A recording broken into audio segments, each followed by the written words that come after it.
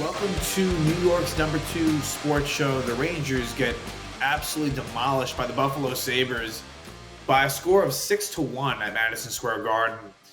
Rangers give up a goal early, a bad goal by Igor Shesterkin, and then they give up 4 goals in the second period and 3 goals in a 2-minute and 12-second span to put the game completely out of reach. So the Rangers are 8-3-1, but it doesn't feel that way.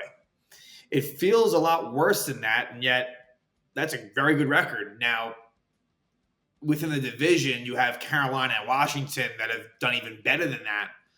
And even like the Florida Panthers, I think they're 10-3-1. You have like the Winnipeg Jets who just don't lose. I think they have 1 loss all season. They're like about 13-1. So a lot of really good records across the NHL, but that's not even the point. Rangers just are not playing great hockey lately. I will say, like the first few weeks of the season, I thought that they were. It wasn't perfect, but the way they were playing structurally was how you wanted it to be. This game, it's not as if they sprung a ton of defensive leaks, but the chances they did go up were very high quality. Rangers just couldn't generate much of anything against a Buffalo Sabres team that is not exactly known for their defensive prowess. Now, maybe they did catch the Sabres on a bit of a hot streak. They were coming off a very lopsided win against Ottawa, what I guess was a few nights ago in Buffalo. I think that score may have also been right around this one, 5-1 or 6-1. So, Buffalo, they're not a bad team, but they're certainly not a team that I would envision making the playoffs if I had to guess. And that's not me going on a limb, really. The Sabres haven't made the playoffs in, 13 seasons or so, at least. So I think that we're going to see different lines starting next game, or at least not the ones that started this game, right? So the new lines that had Zibanejad centering Panarin and Lafreniere, Trocheck in the middle of Cooley and Riley Smith, and then Kreider, Hedl, Kakko. Those lines changed at some point in the second period. And what it ended up with, I'll just mention it, even though I don't know if it'll stay that way. They went back to the original Zibanejad line with Kreider and Smith. It seemed like they mostly had, so they went back with Panarin and Trocheck, but with Will Cooley. And then they had the kid line, Lafreniere, Hedl, Kakko, and the fourth line was intact. So I think we're going to see definitely some tweaks, probably mostly going back to the lines that we had seen for most of the season, but maybe not exactly that. So that makes sense. And, again, it was a bad performance up and down the lineup. And then defensively, like when I look at this game, it was more on the veterans, if anything. I think that the better players in this game, and there weren't many of them, were the younger, lesser responsibility players. Defensively, I'm not saying that Jones and Strider were anything amazing, but they weren't nearly as shitty as the top 4. So the Lindgren-Fox pair, Lindgren was brutal. Specifically, he caused, at least 1 goal, if not 2 on his own. Maybe even 3 if we want to take it that far. But and then Miller Trouba, that's not a good pair either. So here's the thing. So Jones played again. Back-to-back Jones of games in. Back-to-back games of Mancini out. The biggest sign of growth for this team and coaching staff is if next game Mancini is in, but not for Jones. And I just don't have the confidence that'll happen. What are the chances of a healthy scratch coming from someone other than Mancini or Jones? And it better not be Braden Schneider. I think, for what it's worth, he's been one of the better defensemen. Why can't there be a world? And look, I know it's not going to happen, but where either Jacob Trouba, Ryan Lindgren, or Keandre Miller, why can't they be a healthy scratch? Would it be the end of the world? I understand, I understand the ramifications. I understand the seniority on the team. I get it. But let's try to be fair here. And if you're trying to put out your best players, then I'm sorry, it needs to be a more broad rotation for the defensive healthy scratches. That's just what it is. So, and then for the forwards, again, Mika Zibanejad doesn't inspire any confidence. Just doesn't. I don't care. his point totals, I'm sure, are extremely misleading. I bet you if you look at his stats, I'm not even going to do it right now, but I bet you they're better than what is the actual on ice product is. It's what it is. But Johnny Brodzinski continues to be, or I shouldn't say continues. It's only been 2 games. This is VZ's second game back. Brodzinski healthy scratch. Again, for me, and this is a very minor conversation, but I think I wouldn't have Jimmy VZ as a lock in the lineup. Like, if you want to go with Brodzinski every now and then for VZ, I'm fine with that. Where I'd have a problem is if they take out Edstrom. I would not do that. I like what he provides, and he's a young player that should not be a healthy scratch. And then to a lesser extent, Carrick. I actually think that Sam Carrick has been okay. But yeah, that's a lesser thing. It's not like you don't need to get Brodzinski into the lineup. It's not a big deal. It's more about Mancini playing defense and who are you taking out, because I don't think it deserves to be Zach Jones, and I know it's going to be. So that's what's frustrating. But yeah, a really an off night for Igor. He was not particularly sharp, and he's entitled to that. Look, Igor was the backbone through the first 11 games of the season. In what the 9 games that he had started previously, he was mostly excellent.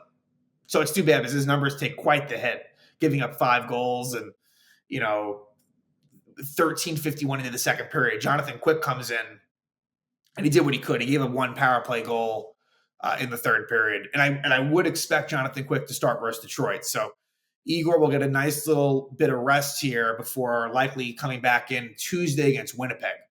I feel pretty confident. I mean, the only reason why it may not be the way is because the fact that Quick came in, so they may want to just go back to Igor. But I still think that Quick is going to get the Detroit start. I feel pretty good about that. So yeah, just again, pretty bad all around, and it's too bad too because like the penalty kill, which they even give up that 1 goal late, and also some streaks that come to an end. Cooley, Heel, and Kako had not been on for, I believe, like an even strength or 5-on-5 goal against all season. That comes to an end. And for Cooley, it happened early. But for Hedl and Kako, it's too bad. It was like the 5th goal. So it was very avoidable. And it was just like things just snowballed at that point. Once like Buffalo made it 3-0 and then certainly 4-0, it was just like an avalanche of bad things happening. And, Peter Laviolette probably could have called a timeout at some point, but it really wouldn't have mattered as far as the result. But yeah, we may as well get into it. This was Buffalo's 1 game at MSG this year. The Rangers will go to Buffalo on December 11th and February 22nd. But yeah, right away it happens. Right away Buffalo scores. And it would be Rasmus Dahlin on a very innocent sort of shot that just goes through Shesterkin. It's Dahlin's 2nd goal of the season from Byram and McLeod at 26 seconds of the first. So the first shot on goal.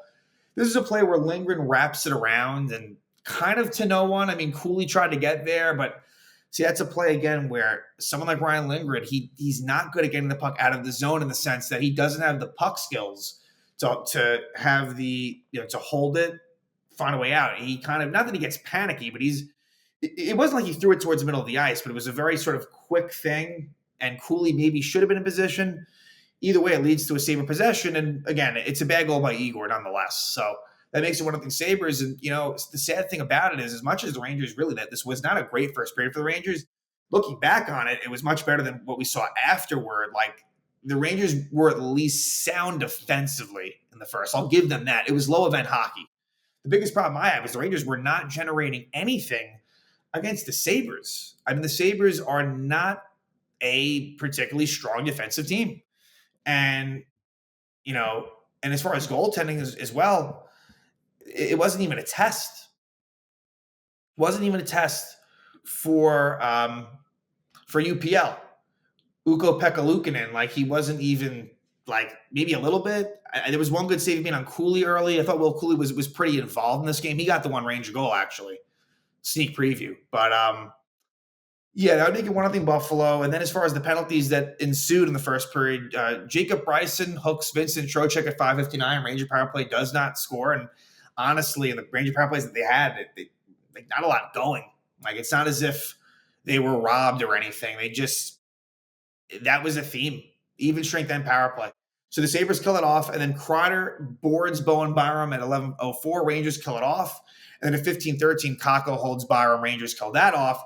And then you get a late penalty on Buffalo in the first. Zach Benson boards Adam Fox at 19:57. So a power play that goes in the second period with a chance the Rangers are tied up. They don't do it. And then shortly thereafter, at 2:45 of the second, Dylan Cousins scores the second goal of the season from Benson and Quinn. This is a play where Keandre Miller kind of gets caught up a little bit, trying to get it out of the zone.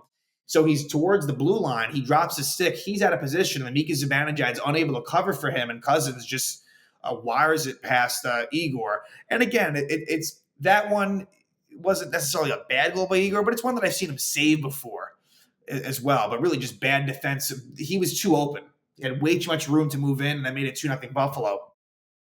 At 4:58, Beck Mallenstein is called for delay of game, so the Rangers have a chance there to gain some momentum and score a power play goal. They don't. So at that point, they're 0-3. And then the floodgates open.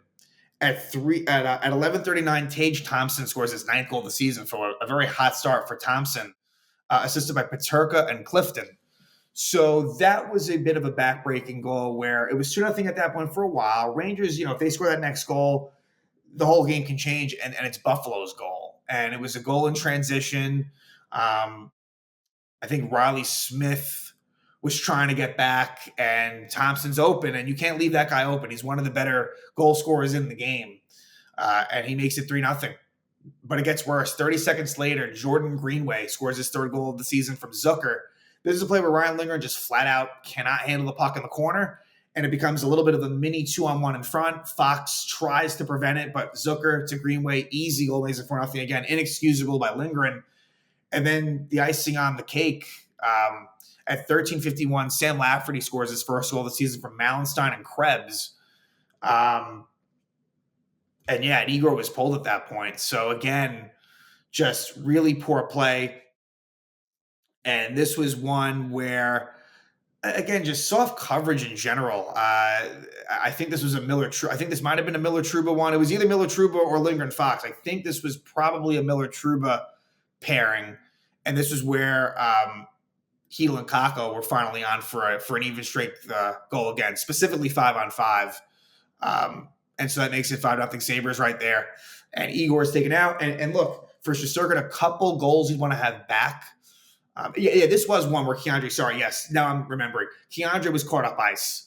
So, specifically, Miller, Lindgren, and Trouba to a lesser extent were the 3 biggest culprits on defense. But again, the forwards, a large majority of them were just no-shows in this game. So it makes it 5-0 Buffalo. There was even another chance for a goal for Buffalo that would have made it 6-0 in the second. Jonathan Quickson at this point, but it was called offside. It would have been a goal by Peterka, but it was correctly reversed. So it's 5-0 Buffalo, and Ryan Lindgren's called for cross-checking Lafferty, 18:46. Rangers kill it off. We go to the 3rd period, and the Rangers finally do score. At 4:21, it's Will Cooley scoring his 4th goal of the season from Zach Jones and Artemi Panarin.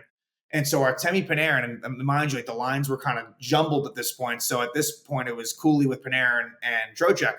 It is Panarin's 800th NHL point. So that is certainly worthy of talking about, because that's a very impressive feat. I mean, Artemi Panarin came into the league in the 2015-2016 season.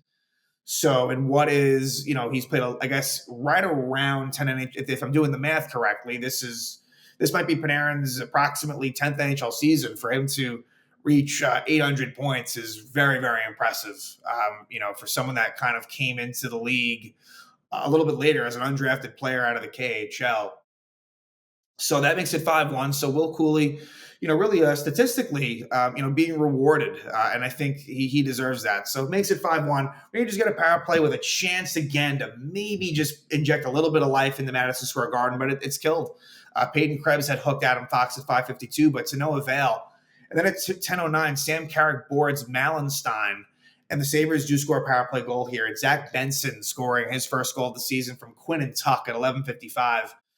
And Carrick is part of that penalty kill crew, more of the third, one of the third duo. But this is one where it just looked like, why weren't sticks on the ice? This is kind of a cross-ice pass from Quinn to Benson, and Lindgren, Trouba just kind of with sticks up. And Vesey was late to kind of get to maybe lift the stick of Benson and makes it 6-1. Nothing Quick could do about it. And that would be your final score. 6-1 Sabres. Embarrassing. It is embarrassing. Home against Buffalo, you can't have that happen. And so the Rangers will look to turn it around at Detroit. They need to. And this will be a quick season-ending series with the Red Wings, because the Rangers a couple of weeks ago won a home and home against Detroit. So going back to Detroit, and look, the Red Wings, they'll be looking to exact some level of revenge. I mean, the Rangers have had a good amount of success against Detroit, it feels like, in recent seasons. And they'll look to, win all 3 games against them. So, the Rangers, they're going to be coming out strong after this performance. On the Detroit end of things, for them, it'll be the second game of a back-to-back, because they will be playing a Friday night game at Toronto. So you would think that could theoretically bode well for the Rangers, but it doesn't always mean that. And so we will see what happens in Detroit. But again, Rangers, they are demolished by the Buffalo Sabres at Madison Square Garden. Igor Shesterkin is pulled after allowing 5 goals in the middle of the second period. Rangers lose at 6-1 to the Sabres, and now they will head to Detroit to take on the Red Wings.